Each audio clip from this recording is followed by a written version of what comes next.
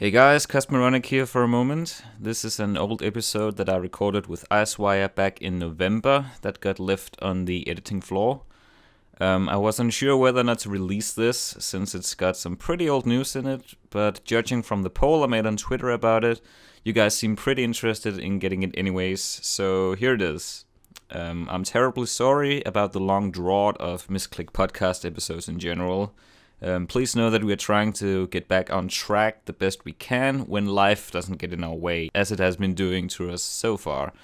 Hopefully we will have a new episode ready for you soon, but in the meantime, enjoy this blast from the past of how life was back in November 2017. Please enjoy.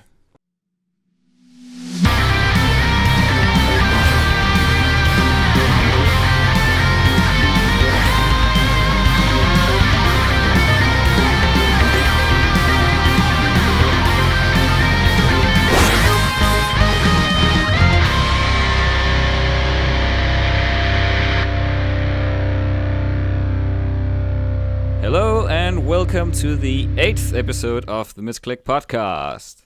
Number 8. Number 8. I was gonna say 8 in like a different language, but I don't know what it is about the number 8 sometimes, because I have played at least 2 video games where they kinda made fun of the number 8. Oh yeah. I don't know, maybe people just don't like 8, you know? They like to rag on 8. What did 8 ever do to them? I was gonna pull in a 7, 8, 9 joke, but I can't remember how it goes. It's probably for the best. Yeah, probably. This also marks the 2nd episode of the Zealand podcast. Hey! Hey! Hooray for us! It's only Icewire and me today. Yeah, Krakka couldn't make it today. No, he's going through a lot of stuff with work and all that kind of stuff. Adulting. So you're stuck with us for like an hour. hour. He is the oldest one of the bunch, so he's the most adult of all of us. That is true. That is true. And you, Icewire, you have released a very special video recently. I have indeed. Yeah, we finally get to see what you look like. Hey! Yay, congratulations. Spoiler alert, I am not blonde. My god. A lot of people have theorized that I'm a blonde. I don't know what it is. Maybe it's because of the amount of times I say like, but yeah. Wow, that's not prejudiced at all. yeah, it's pretty stereotypical, but you know, it's the internet. Yeah, I guess. For me, it was super bizarre to watch because I've heard your voice for so long, and then suddenly seeing a face along with that voice, my brain could not connect it. It's like, okay, this is Icewire's voice, and this is someone like miming along it or something like that. It was super bizarre. Yeah, I suppose it would be a little, I guess, it's like a mindfuck in a way. Very much so, yeah. So, it looks like it has been received pretty well from everyone. Yeah, I was actually, I was quite surprised at how, reasonably well it was received, because I was kind of expecting, rude comments. Not the meme type, but possibly, the lewd stuff. Oh, yeah, of course, yeah. But so far, nothing, which is nice. That's good. Definitely good. So, what was it like to finally put that stuff online? I know you have been thinking about it a lot for a long time and very nervous about it. Honestly, the actual pressing publish part was that was the most nervous thing for me. Because at the time of my recording the actual video, I was off to a wedding, because I was officiating a vow renewal, so I was more nervous about that at the time. Oh, okay, yeah. Than I was the actual uploading the video itself, but, when that was all over and I came back and, it was time to actually press publish and stuff, I was quite nervous. Right. Yeah, because, I decided, I might as well let people on Patreon see it first because, one, they help me get there in the first place. So, you know, like privileges and shit. Yeah. But it's also like just a good little like attenuated gauge what the reaction would be, I guess. Ah, right. Yeah, of course. Yeah. Because, you know, start with a small bunch and then go on to the big bunch in a way. Yeah. Absolutely. But yeah, it was quite nerve-wracking because, you know, I didn't know how well it was going to be received or if it was going to be received well. I mean, I guess the worst thing would have been if no one said anything. Oh, yeah, that's true. That's true. You know, gets like a whole bunch of views and then it's just like silence in the comments, you know? Yeah, exactly. That'd be a little awkward. Like, okay, this was a big deal for me, but what's going on here, guys? Yeah. That would have been not so fun for me. No. So glad it did not turn out that way. I also tried to go about it in a way that wasn't a big deal. Yeah, like I didn't want like I tried to make the main purpose of the video was that you know, I got the webcam, so I was mostly, you know, talking about that instead of here's my face for the first time, all that, you know, that sort of thing. Yeah, exactly. I didn't want to make it a cheesy face reveal video. Yeah. And I think you succeeded in that. So what kind of content have you planned to make with this webcam?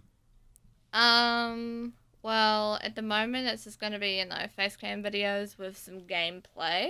But I'm also going to do, I don't know, like maybe occasional vloggy sort of stuff, you know, just, you know, talking about a few things. I know I have one video that's I've already recorded and it's just talking about how and why I got my tattoo.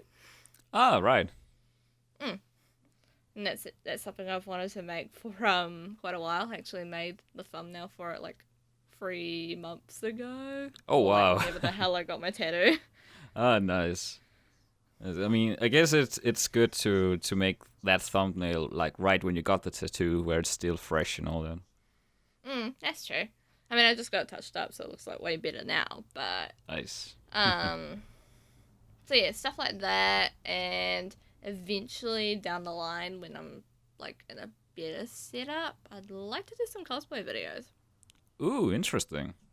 Yeah. Have you done cosplaying before? No, I haven't.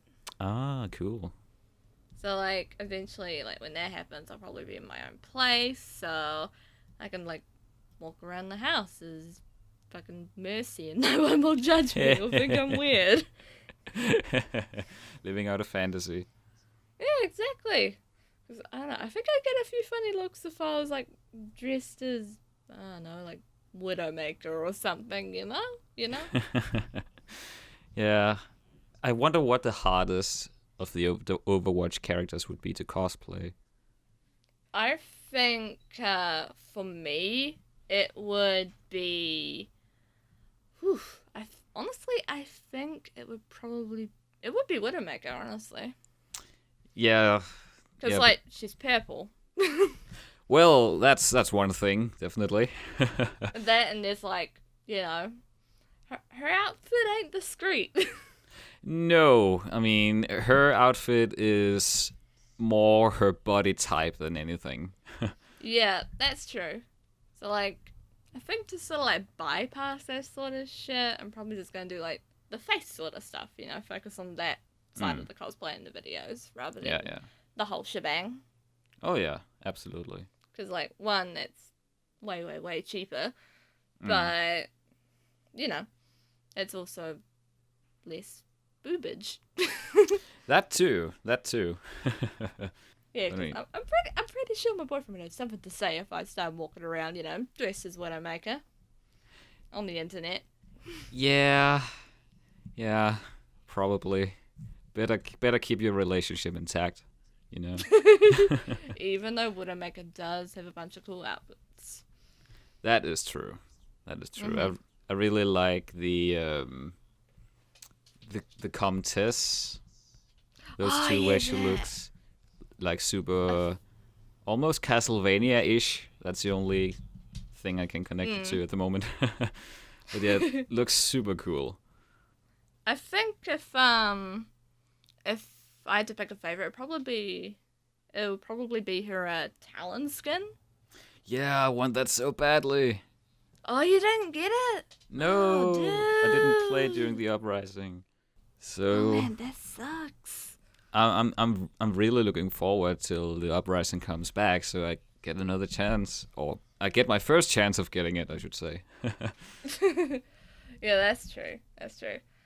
So yeah, that's I plan on doing cosplay videos, and also just I think other videos I'll do will probably just be talking about, I don't know, experiences I've had in life, you know, some more serious things compared to my gameplay stuff that I usually do.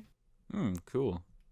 So, now that you have the webcam, I know that that this has been something on your Patreon page where you said that the first goal will be the webcam.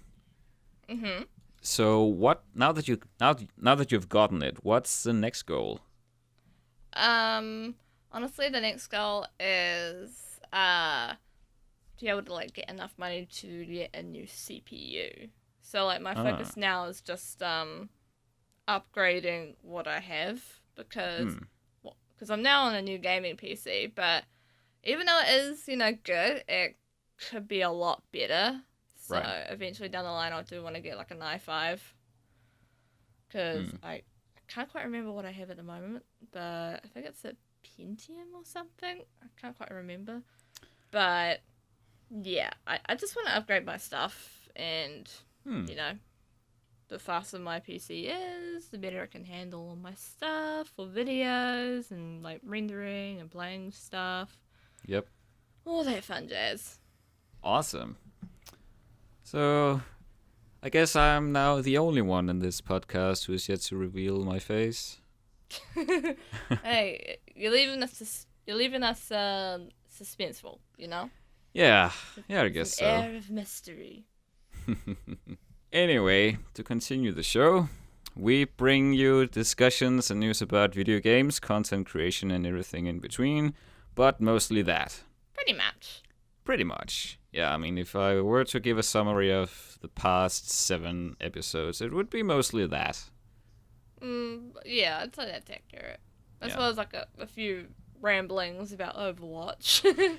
Yeah, I mean, it's not on purpose, fun, but know? I just play it so much. To be fair, Overwatch is fun. Yeah, Overwatch is great. Speaking of Overwatch, what have we been playing recently? Okay, well, I think I know your answer. But for me, I've been playing a lot of things lately.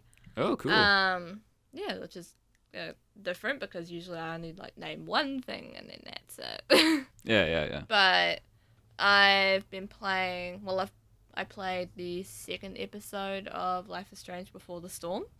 Is it still good? Yeah, it's actually I really like it. They've introduced a couple new gameplay mechanics, like nothing like crazy or anything, but just like little teeny bits that are like helpful. So there's now a button to like check what your objective is, and like how it works is that, you know, Chloe like lifts her hand up and she has what she has to do written down on her hand. Oh, interesting. Which I find that handy because I get quite scatterbrained when I'm playing video games. So like I'll have a look around at stuff and, you know, talk to people, and then I'll be like, wait, what was I meant to do? So that's handy. Cool. And so I've been playing that, and the story I didn't expect it to have plot twists, but it has plot twists. Oh, cool. That's only good.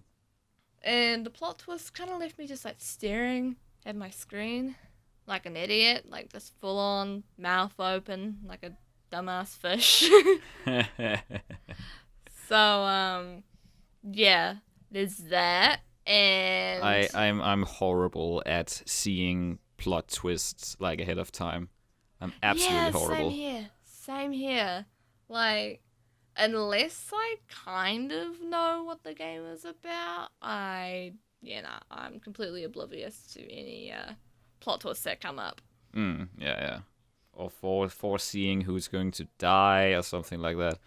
It always comes as a surprise for me. I mean, sometimes I'll call it, but most of the time I'm in the dark. Yeah. Because I'm not very good at predicting things in the first place. But, no. Yeah, we won't talk about that.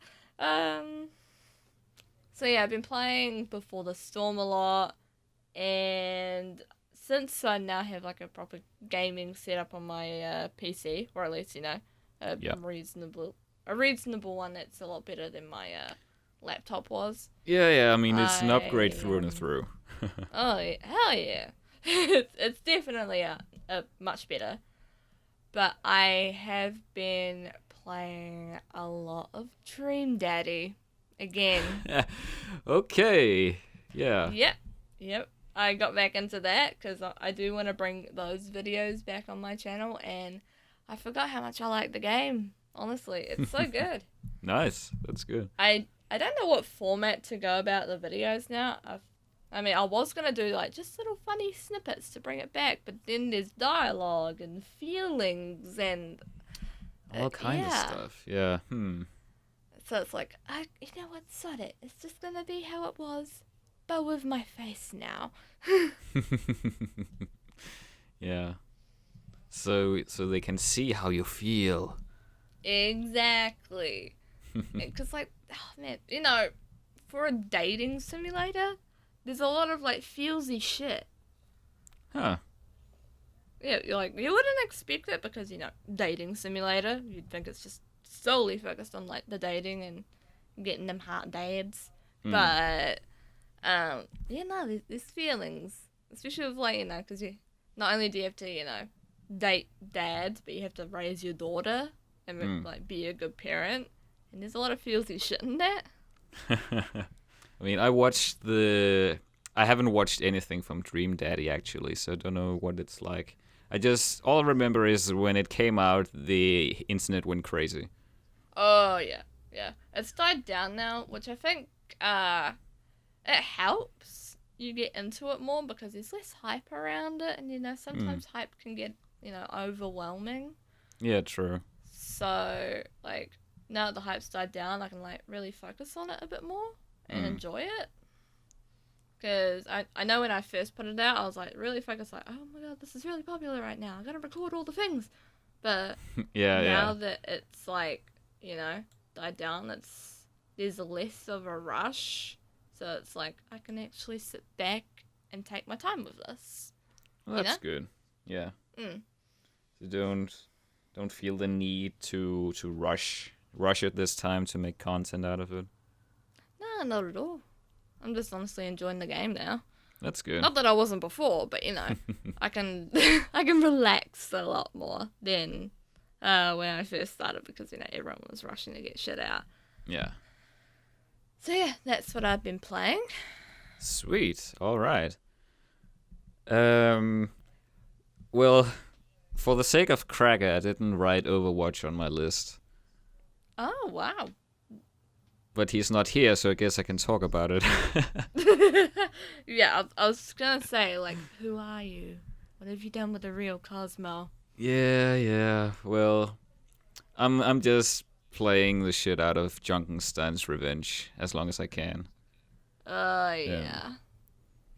Mostly because now I'm trying to get the achievements associated with it.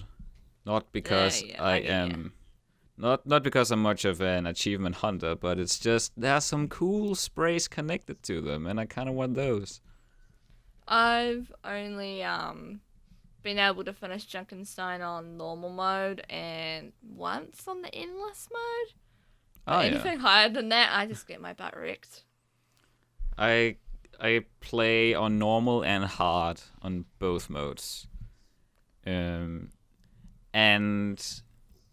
I'm trying to get the achievement of beating hard without anyone touching the door in both modes, and that's extremely difficult. Yeah, I would imagine. But I actually managed to do it with a team on the normal mode. Not normal mode, but regular Junkenstein on hard. Oh, jeez. And that took several tries, but we did it. Like, holy hell. It was actually possible.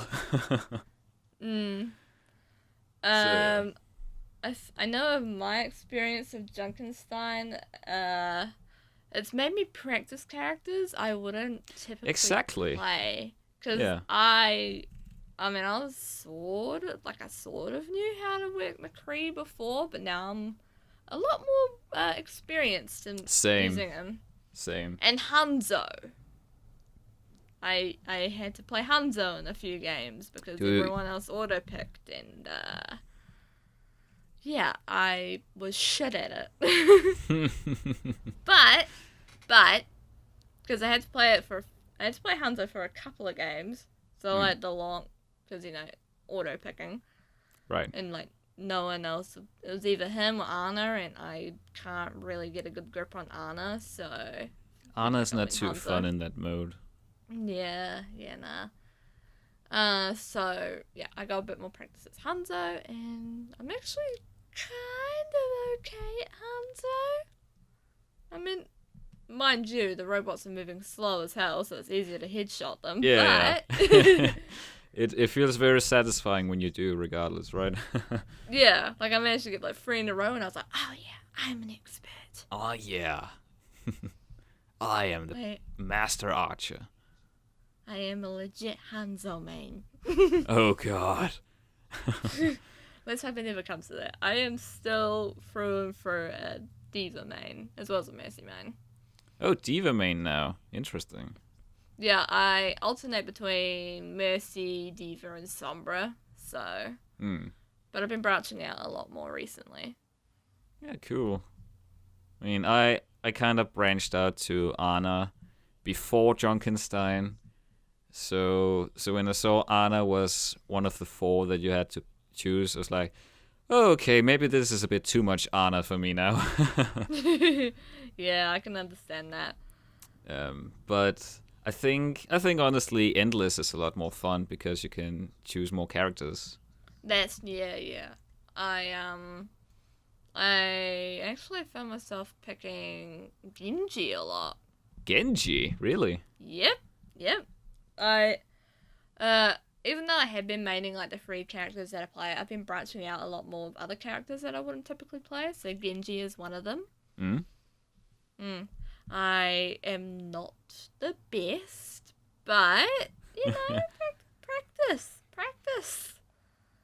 Even though the team probably hates my butt, but I rarely see Genji at all in that game mode, actually. Yeah, I mean, he's not... apart from using his ult, he's not exactly that much use, but, it's a good way to practice, in my point of view. Yeah, true. I mean, I've gotten a lot better as Zenyatta because of that. Oh man, I keep calling it the Cthulhu skin, but that's basically what it is. Yeah, that's true. But I got that, and I tried to play Zenyatta, but I just suck at Zenyatta, man. So, my goal with this Halloween event is to get as many of the sprays as I can, then buy the Mercy skin and just equip her with all the Halloween sprays and just play like the witch. I'm still trying to get that Mercy skin. I'm trying so hard, and there's only a few days left. It's horrible. Yeah. I have 3,000 currency, so I can either buy one of the new legendaries or Mercy and 2 of the older ones. So I'm like, don't give me this choice. I was terrible, and I spent all of my credits on the Symmetra skin because I really wanted it. Yeah. And yeah, I legit had just enough, and then I had 95 credits left over after that. So I'm trying to build it. Yeah. You see my problem now. Yeah, absolutely. Oh, God. So I have a few days to somehow magically pull the new Mercy skin out of my ass along with the new May one, because I want the new May one. It's really cool. I want the Saya one too. Oh, I got that. Oh, you lucky bastard. I did. Yeah, I think I got McCree, Symmetra, obviously, because I spent all my credits on her. Yeah.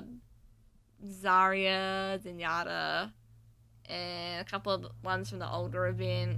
Oh, and wow. Reapers. I got Reaper too. Yeah. Reapers is cool. That's cool. I got McCree, Reaper, and the old Reinhardt. That's all I've gotten. Oh, I think I got Pharah as well. Yeah, I got the cool. Pharah one, which is nice because I need a new Pharah skin. I was getting sick of the one I had. Yeah. Yeah. The thing about the Symmetra skin is that while it's probably her best skin yet, it's one of the characters I rarely ever play. So it's like I'm not going to get much enjoyment out of it. So maybe I'll buy someone else. Yeah, I get. Yeah. I mean, I play Symmetra from time to time, but like I don't main her or anything. But yeah, I saw it because like I like dragons. Yep. I like them a lot, like a lot. Mm-hmm. So it's like I gotta get this. Of course. Gotta get that shit. It was the sensible thing to do. And plus, it gave me feelings. So yeah. That has been the end of the Overwatch podcast. Thank you so much for listening. One day we should just do like an April Fool's thing and dedicate the entire podcast to Overwatch. Yeah. And then we need Krakka on the show because he'll just sit there and say nothing for the entire show. Because like internally he'd be like, "Oh no. What am I doing here? What is life? Yeah. Why are we still here?" So, yes, Overwatch has been a thing for me, but other than that, I have been playing the Mass Effect 3 DLC called The Citadel. Ooh, how's that? I've actually played all of the DLCs for Mass Effect 3 now for the first time, and it's like at least 4 years since most of them were released. And I've had them for quite a while. I just did not bother to touch that game ever again, especially the story mode. Yeah, I feel you. So if briefly going over the other two, Leviathan, the first one they released, pretty bad, I think. Yeah, I haven't heard many great things about it. No. I mean, thinking back, there were a couple of times in the beginning of that DLC where I laughed, like, because it was so bad. Like, this is not happening. You know what that's the fuck? not a good sign. Yeah. You know that's not a good sign when you're laughing because it's bad. Yeah, exactly. Then came Omega, which was better, definitely. A lot more interesting. You got to see some old characters. You visited Omega again, but I think there was too much combat in it. In a way, I mean, it was very fight all the time, and not that much dialogue. And I would have preferred it to be more balanced. Also, my major issue with it was that after you have beaten it, you don't get to walk around on Omega. Oh, that's You just instantly walked back to the ship. And it's like, hey, Omega was such a massive part of Mass Effect 2. And at that point, I think a lot of players would like to explore it again and see what's changed and that kind of stuff. That's understandable. So it was a bit... Yeah, that we didn't get to do that. That was a bit of a missed opportunity, I feel. Yeah, I understand that. But the Citadel is by far the best of the three. It's also the weirdest of the three. Isn't that the one where they just party? Yeah. At the end of it, you can arrange a big party. I am yet to do that. I have been the main purpose of the DLC. Or not purpose. I think the purpose of it is the party. But like the main mission leading up to it, I've been that. It's very bizarre because it's such a comedy mission. The whole thing is extremely funny that it's like a huge contrast to the rest of the entire game. Yeah, I have finished the Mass Effect trilogy, but I haven't like played any DLC for it. Oh. But I assume if I did, I still need to get around to playing the DLC. But I assume if I did, I'd probably go with Citadel and probably just like low key like make like headcanon that is my ending for Mass Effect 3. Just like headcanon that shit. It's not actually canon, but let's just pretend. Yeah. Because this is the ending we needed. Yeah, exactly. Ugh. Because I'm now in a situation where I've played all the DLC now, except the extended cut. I have not played that. There's an I remember now. Yeah, they added more stuff to the ending. So I'm like, after I'm done with the Citadel and all the cool stuff that happens there, I get to return to the bloody fucking ending of that game. It's not that. I mean, Mass Effect's a great, series, but that ending. Yeah. Oh boy.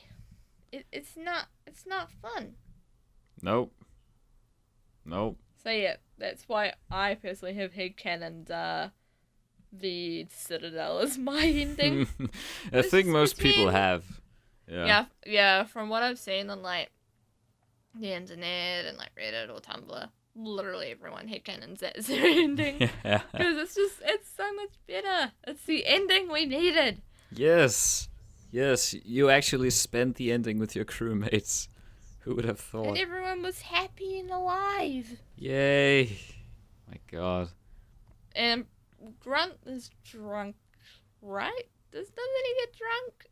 Someone, well, yeah, I mean, but before, I haven't held the party yet, but you can still like catch up with each of them individually before throwing the party. So that's what I'm doing, and I helped Grunt out because he got drunk in the Citadel and hung out with a lot of other Krogans. It's so funny, and there's a lot of references to memes about the game and the franchise and stuff. Yeah. Oh, I want to play this DLC now. You should absolutely. If I were to give a quick like recommendation of the DLCs in the entire franchise, I would say you can skip the one in the first game. Not super interesting. Mass Effect 2, you should get all of them, I would say. Kasumi is such a cool character to have in your crew, and her mission is one of my favorites in the game. Lair of the Shadow Broker is my favorite Mass Effect DLC so far. I've heard of that one, but I think the only ones I've heard reasonably good things about would probably be the Shadow Broker one and the Citadel one. Yeah. Those are my favorites. Absolutely. The Arrival, which is the final DLC for Mass Effect 2, I think you should get it just because it's a great tie-in, or it leads up to Mass Effect 3. Oh, okay. So you should get it for the purpose of the story. And then Mass Effect 3, you can skip the Leviathan completely. You can skip Omega 2, I would say, but the Citadel is a must-have. Absolutely. I have to look into those eventually when I can afford DLC. Yeah, that's the thing about DLC. Gotta have them months. Other than that, I picked up the first Witcher game again. Ooh. I played that over the summer for the first time, but then life happened, I would assume, so I kind of left it. Or I got interested in Overwatch too much, which is also entirely possible, I might add. But yeah, I continue where I left off in the first Witcher game, and I'm enjoying it quite a bit. I have recognized that it's an old game, that the graphics are a bit not the best. The gameplay is a bit weird, and the voice acting is not very good. But I'm like, hey, what are you gonna do? It's a nice experience, and I kind of want to get through it before I play Witcher 2. I will say that Witcher 2... I haven't played the first Witcher game. Yeah, I started with 2. Cause I think most people did. Kind of fun. Yeah, a lot of people started with Witcher 2, and then they kind of went to Witcher 3, and then they went Witcher 1. It's a random sequence to play the games in, but, you know, the first game isn't really required to understand what's happening in the second game. I mean, if you want to know who, like, some characters are, then yeah, it's, you know, it's probably a good idea to play the first Witcher. But other than that, like, you can pretty much get the gist of what The Witcher is if you've only, like, ever played the second game. Yeah. But you'll click on as you go. But yeah, The Witcher 2 is really good. I looked at The Witcher 3 a lot, and I really want to play that, but I'm like, you know, I have both Witcher 1 and 2. Why not just start from the first and work my way to the top? I would definitely recommend playing The Witcher 2 before Witcher 3. Okay. Well, one, obviously you get to know the characters a lot more and the story, but also because it's just a really good game, you know? Like, the story's good, the dialogue is... I'm going to assume it's an improvement from the last one because it's serious in places and quite funny in others. But it's not it's the same in the first. Funny, but it works. Cool. Yeah. I know, with no spoilers at all, there is a moment where one of the characters jokes about lesbomancy, and it's well timed. It's well timed. Oh, that's awesome. So, yeah, it's a really, really good game. There's also the whole thing of you can actually import your save games, going from game to game. So. And that's the thing I've only really seen in BioWare games. So I want to do that for the full experience.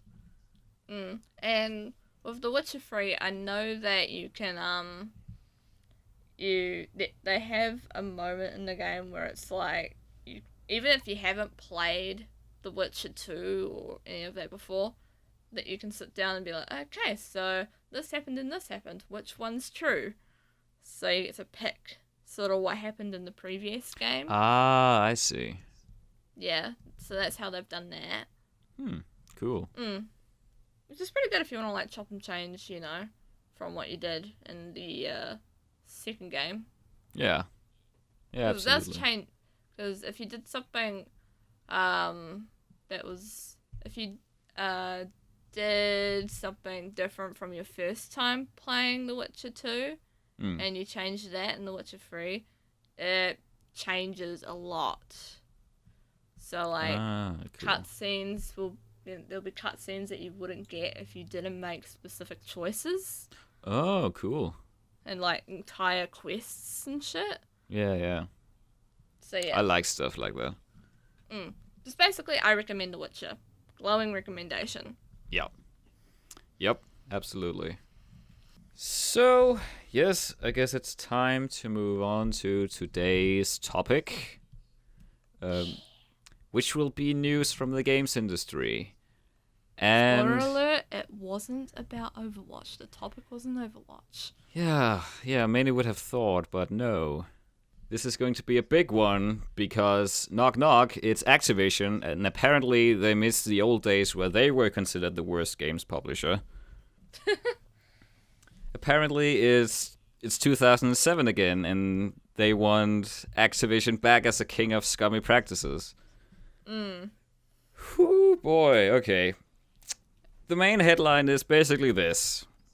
Activision has been granted a patent that they filed back in 2015 on a rigged matchmaking system that will manipulate players into paying for microtransactions. It's just really, really scummy. Yeah. I don't know, it's a really fucked up practice to implement in your games. Yes. It's very unfair on the players. All of this was revealed in an excellent article found on Glixel, which has since spread to several other gaming news websites. The patent itself is called System and Method for Driving Microtransactions in Multiplayer Video Games. And I'm just gonna say here already that driving microtransactions is a bit of an understatement. Not the word I would use anyway. The system itself works as follows. The matchmaking engine will identify that an item may be relevant for a player based on their gaming behavior. For easy reference, let's call this person player 1. The engine will then match player 1 with someone who has the item in question and make them play against each other. We'll call that person player 2. So this is done to make player 1 think, oh man, I lost to that weapon. I should buy that weapon. If player 1 then purchases the weapon, the matchmaking engine will set player 1 in a match where the new weapon is highly effective, giving player 1 the feeling that this was a good purchase and make them more susceptible to pay for more microtransactions. You may think that this is just my analysis of the system, so in case you're in doubt, it's actually how it's described in the patent, and I have some quotes. It says, and I quote, "For instance, the microtransaction engine may match a more expert/marquee player with a junior player to encourage the junior player to make game-related purchases of items possessed/used by the marquee player. A junior player may wish to emulate the marquee player by obtaining weapons or other items used by the marquee player. In a particular example, the junior player may wish to become an expert sniper in a game, as determined by the player profile, for instance. The microtransaction engine may match the junior player with a player that is a highly skilled sniper in the game. In this manner, the junior player may be encouraged to make game-related purchases, such as a rifle or other items used by the marquee player. Doing so may enhance a level of enjoyment by the player for the game-related purchase, which may encourage future purchases. For example, if the player purchased a particular weapon, the microtransaction engine may match the player in a gameplay session in which the particular weapon is highly effective, giving the player an impression that the particular weapon was a good purchase.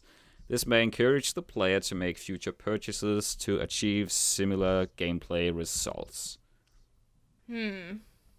Oh god. Glixel reached out to a spokesperson from Activision who said the following.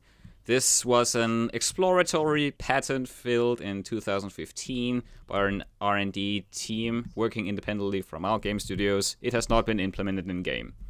But I can imagine them doing it, though. I can imagine. Yes. Yeah, because it's worth noting that last year, Activision Blizzard said that it earned $3.6 billion from in-game sales, which is an increase of $2 billion compared to the previous year.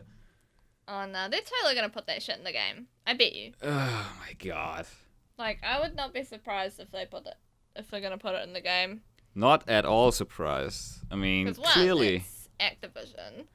And two, from, their past, and with how much money that they said that they made, then yeah, of course they're gonna implement that in whatever way they can. Of course, there's also the whole thing of why would they patent this system if they were not going to use it?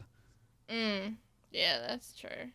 So it's like they thought of this, and they're just going to, oh yeah, we have this now. I mean, it just seems weird to me. Like, okay, you have it, that means you're allowed to use it. There's also the other side of the spectrum saying then other people can't use it, but I don't think Activision would come up with this idea just to be like, okay, this is a bad idea that no one else should use. They're not that good. Yeah, that's true. And this whole thing also kind of ruins the purpose of matchmaking in general. Because it makes it rigged. It is rigged, really. Because, I mean, the whole purpose of matchmaking is to have a system that sees, okay, this player performs so and so in this game, we should set them up with someone of equal skill level. But not according to this. It will actually set players up against players who are much better than them. No, that's just fucked up, eh? Oh my god, it doesn't make... I don't play that many online games. Me neither. The only online game that I play is Overwatch, but if they...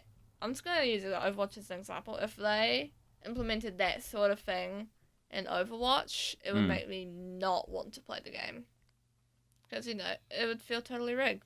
The issue here is that players wouldn't be able to see it, that it got implemented. It's an engine working in the game. It's not a special matchmaking thing that you enter on your own. It's just how the matchmaking would work in the game.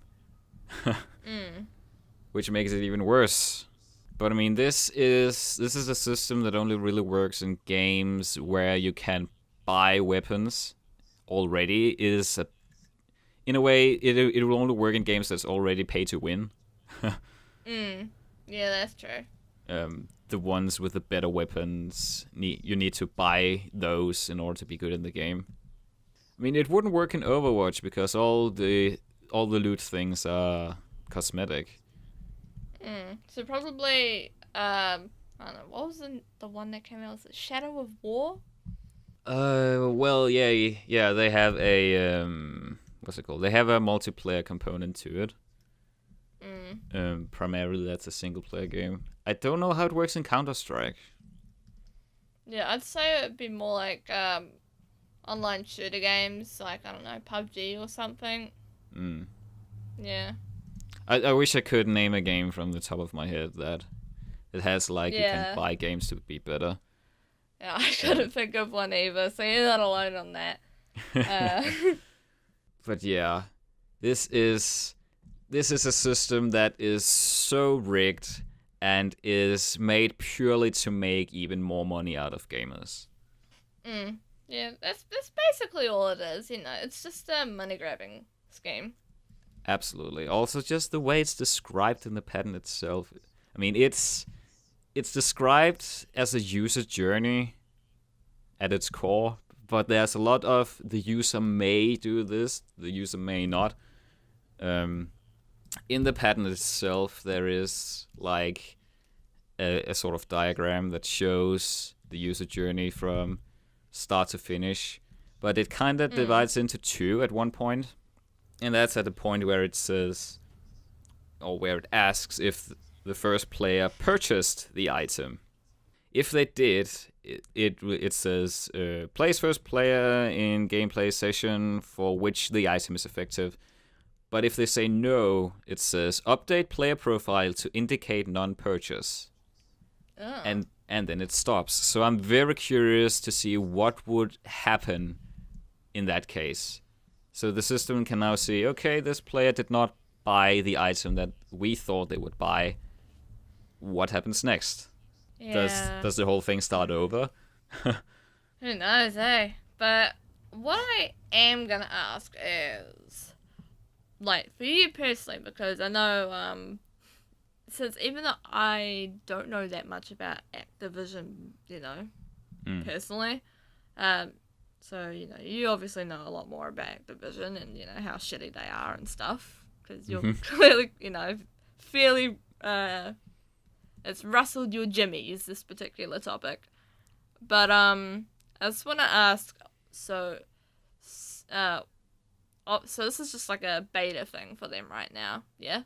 Well, it's a patent that they can use if they want to.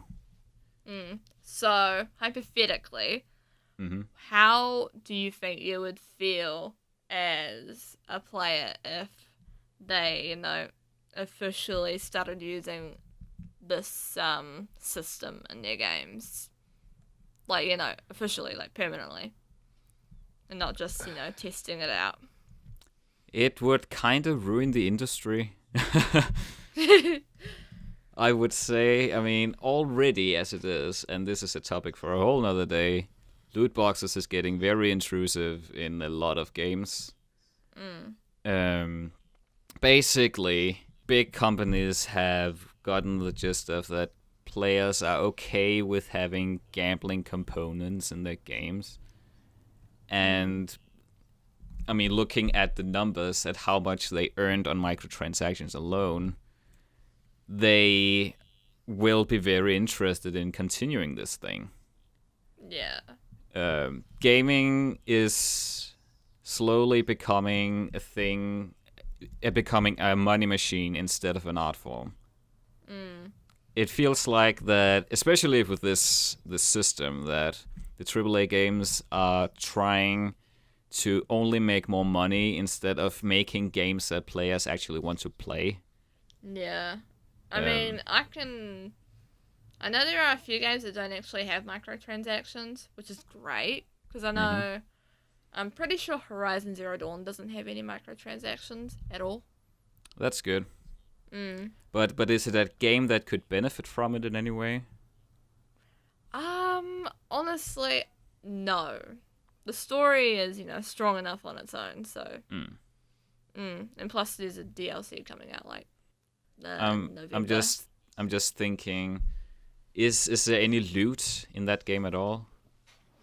Yeah, there is loot. There are, like, there's, like, regular weapons, and then you got, like, epic stuff and that sort of thing.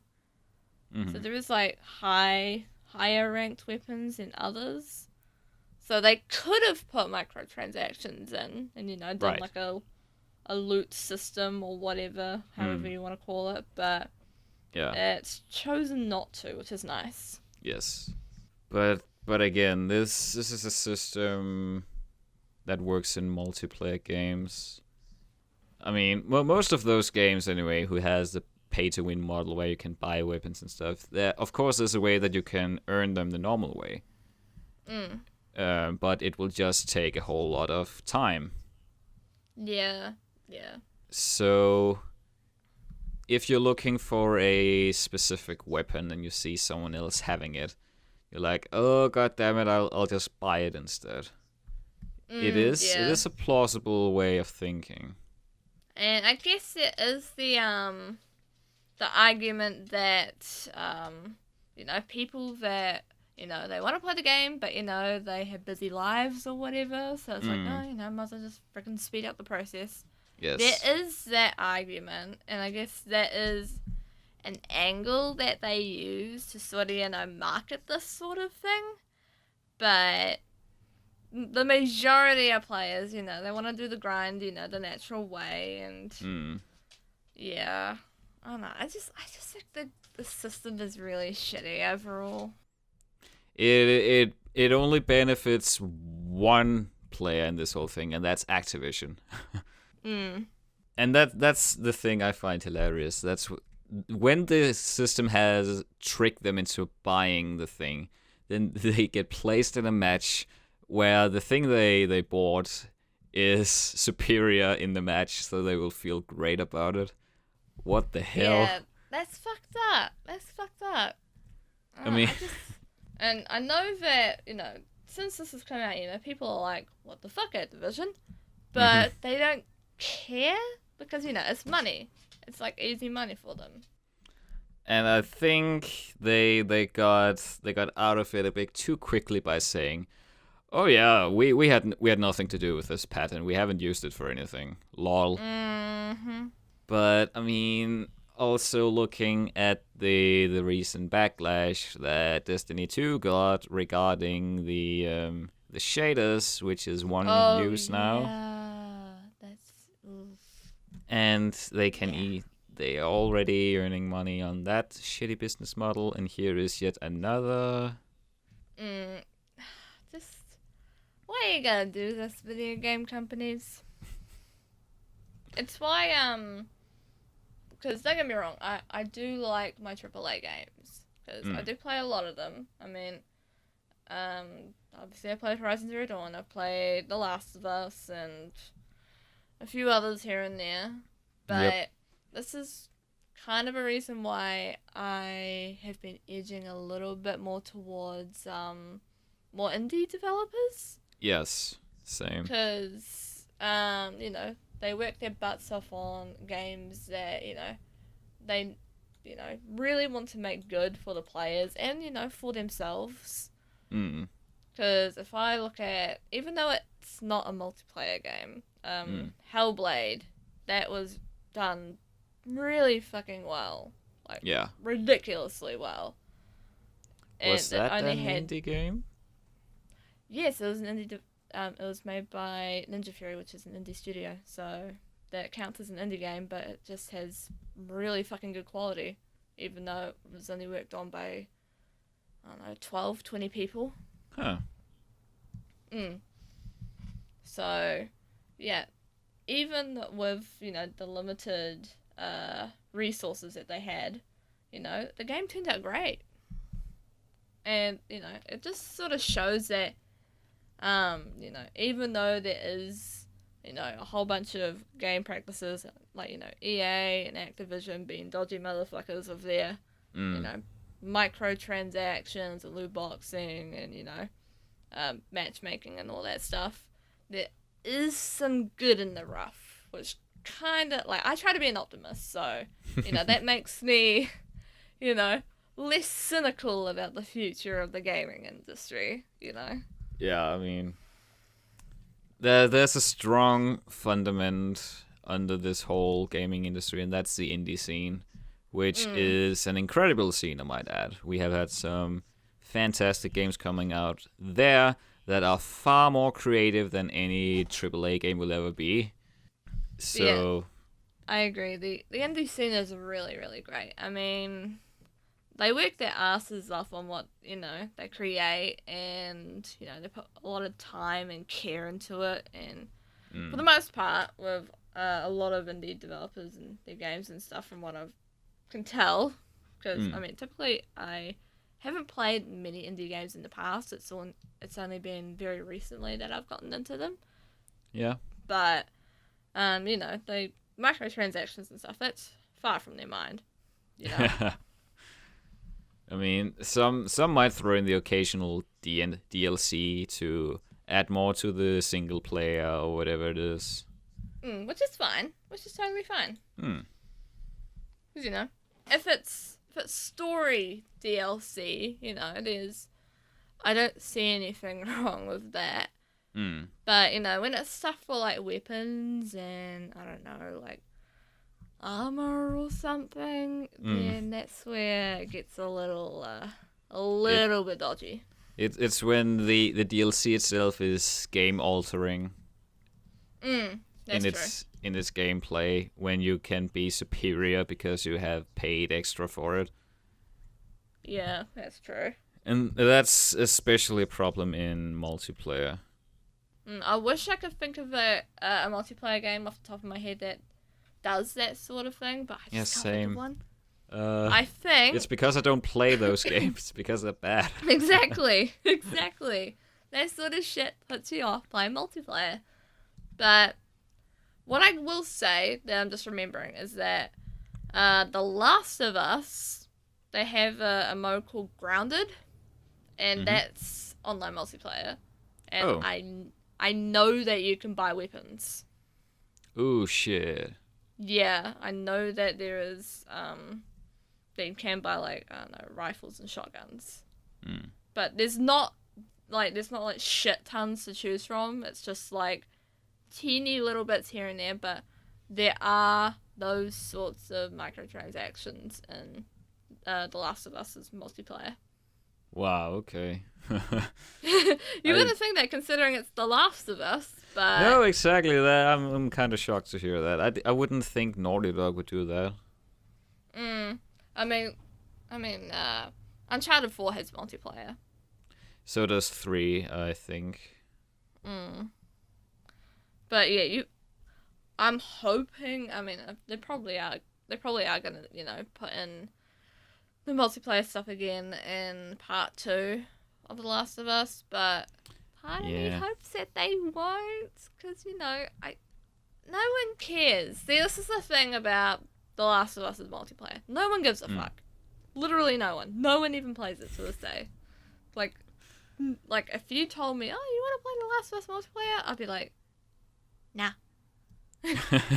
Nah. Thank you, but nah. It's boring because no one cares. No one wants to play The Last of Us for its multiplayer. Exactly. They want to play it for the freaking story because that's what made everyone interested in the game in the first place. And I remember I made a similar argument in a couple of episodes ago when we had our BioWare rant. Oh, yeah. Talking about multiplayer in Anthem and in Andromeda. Andromeda got only multiplayer DLC. It's so sad. But I'm still salty about that. I paid a lot of money for that. Yeah, absolutely. And now I it's paid $110. Sheesh. Yep. My God. Pre-ordered. But then I was like, EA is obviously pushing multiplayer into every game that they're making from here on out. Shit, yeah, man. And no one buys Mass Effect for its multiplayer. I mean, I played Mass Effect 3's multiplayer a lot, but I didn't buy it for that. I bought it for its shitty ending.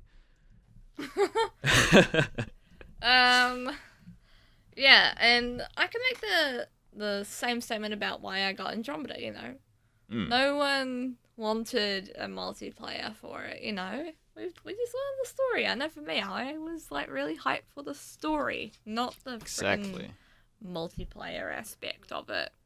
Exactly.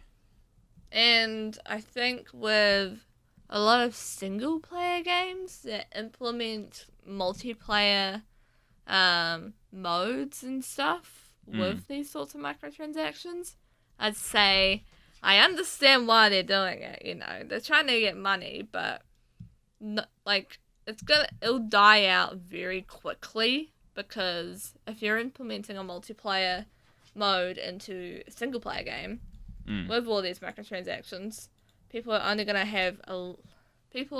going to care for so long, because that's not their main focus. That's not where their attention is. Their attention is primarily on what the game is originally sold for, which was the story. So yeah, okay, before I go on a tangent, I'll just stop myself there. I'm just trying to think, is there any recent game where the multiplayer component proved to be better than the single player? Man, I genuinely couldn't tell you of a title, off the top of my head. No, that's the thing. Mostly because I barely play multiplayer. I mean, Overwatch is all I play. And I do that in a very antisocial way. With voice chat completely off. Yeah, same for the most part, unless I play with friends. But yeah, I couldn't think of a title off the top of my head that has a better multiplayer than a single player mode. No. Which is kind of sad. I mean, in this particular instance where you're trying to prove a point for multiplayer, that multiplayer isn't that bad, but it's nah. And I was very tempted to go with Mass Effect 3 is one, but that's just because the ending taints the entire story. But everything leading up to the ending is pretty damn good. So that doesn't even count. I agree. Because even though we have gone on tangents about Mass Effect and Overwatch and all that, We tend to do that quite often, but that's the podcast. Yeah, it makes us special. But yeah, I will say, despite its ending, everything leading up to that god-awful ending was great. Yes, absolutely. They just kind of, McFuckled themselves in the butt. Yeah, yep, that's one way of describing it. So yeah, in other news, it seems like, jumping topic a bit, but it's about content creation this time. Woo! Yay! YouTube has said that a lot of videos will get monetization again after they launched their new system in August, which was implemented to give more transparency to the creators so they could see which videos would and wouldn't get monetization. Yeah. So, you probably have much more of a say in this than I do. Ah, yeah. So you've had your turn to rant, now it's my turn.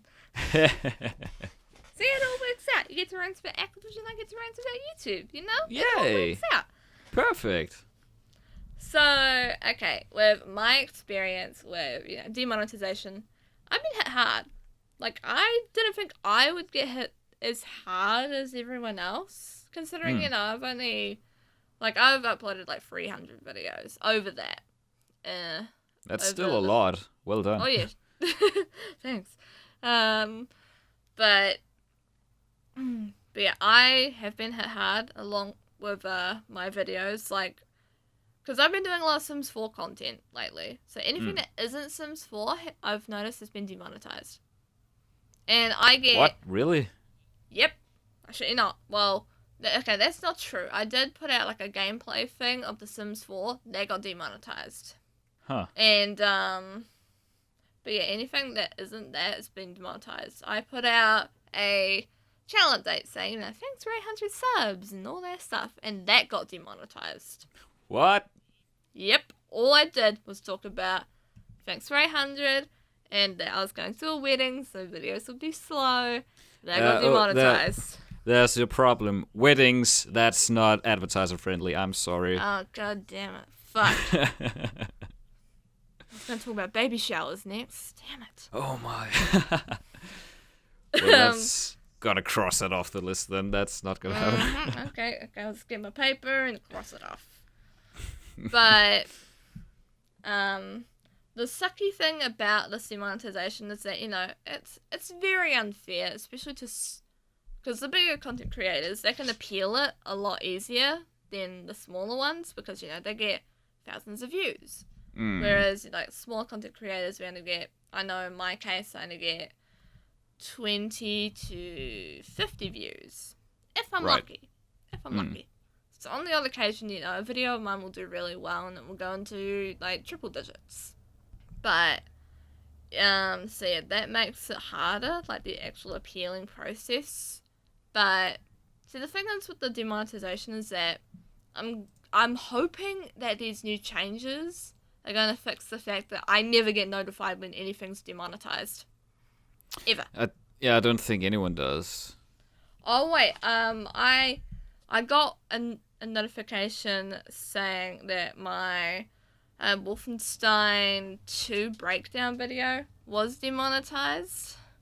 And that was the only thing I got notified about. I got notified about when the first wave of demonetization hit. There were 24 videos in total that got hit. Whoa. And I didn't get notified for a single one. Wow. Holy hell. Yep. Yeah, that's how bad it is. Yeah, it's weird because I see, I follow a lot of channels on YouTube, and even some of the bigger ones, I can see that they're trying to name their videos differently just to counter this system. Yeah. I've seen one of them trying to censor out swear words to see if that helped. So, one thing I actually did notice is that with my face cam video, my first ever face cam vid, Yeah. that got demonetized. Huh. And I originally had Patreon reward video in the title. And as soon as I deleted that, it was monetized again. Oh, shit. Yeah. So, it's something a little funky there. I can't remember. Maybe you can. But there was something about that you couldn't link. Maybe it's in the description that if you link to third-party fundraising, that would be demonetized. Or something. I think it was either if you weren't a YouTube partner. Ah. Yeah, so if you hadn't had like 100 subscribers, they'd be like, nah, bro, you can't do that. I think that's how it works. I'm pretty sure it was if you weren't a YouTube partner, then you couldn't link to a third-party website.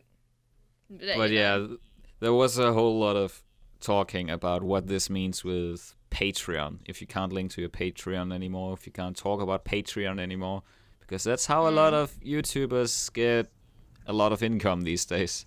Yeah, that's definitely true. I watch a YouTuber called Mr. Matty Plays, and his channel has been hit hard by demonetizations. What's happened with me is nothing compared to his channel. It's just been fucking wrecked. Right. Yeah, you know that music video with Miley Cyrus and the wrecking ball? Just imagine demonetization is the wrecking ball, and the wall is Mr. Matty's channel. It's just gone, just smacked his shit up. That was a good description. I could picture that perfectly. Oh, thank you.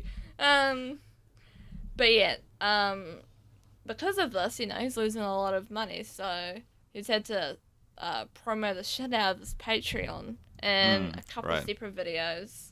Because they've just been demonetizing all of his stuff. Shit. And I'm actually really glad because now he makes 900 and something a month off Patreon. Which I'm actually really happy for him because he makes some great stuff. Nice. Him and Yongye are where I get my gaming news from. So, I'm super duper stoked for him. Shout out to them. Yeah, shout out to them. They're great. Yeah.